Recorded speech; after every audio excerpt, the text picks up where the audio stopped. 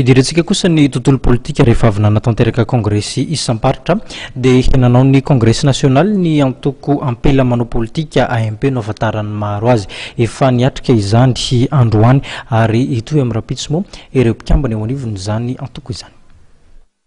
Mifampitoana eto an-drenivohitra amin'ity faran'ny herinandro ity ny mpikambana eo anivon'ny antoko Ampela Mahay Politika izay tarihan'ny dokotera Brigitte Rahasamueliny.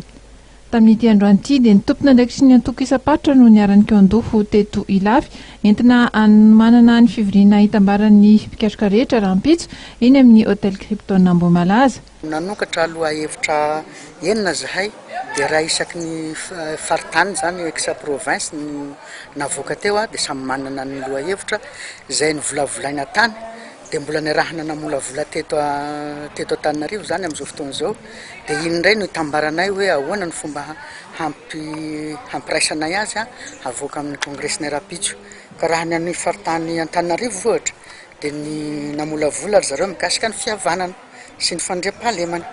Raha ny avy any Antsiranana dia ny mikasika ny miralenta, raha ny avy eo Fianarantsoa dia ny fanabeazana no navoakany zareo tao. Dia ny any Majunga moa zany ny fahasamihafana satria loha hevitra nay zany ny teny filamatray dia hoe raha eo anatin'ny fahasamihafana dia ny raisiny zareo Majunga zany zay izay. Dia ny any Toamasina dia hoe ny toe-karenan'ny Madagasikara zany no vizity zareo tany Toamasina. Dia ny avy eo Toliara indray ny any amin'ny province ny Toliara nandray an'ilay hoe rano fisotro madio ho amin'ny projet de société izay havoaka ny rahampitso zany ireo loha hevitra eninareo.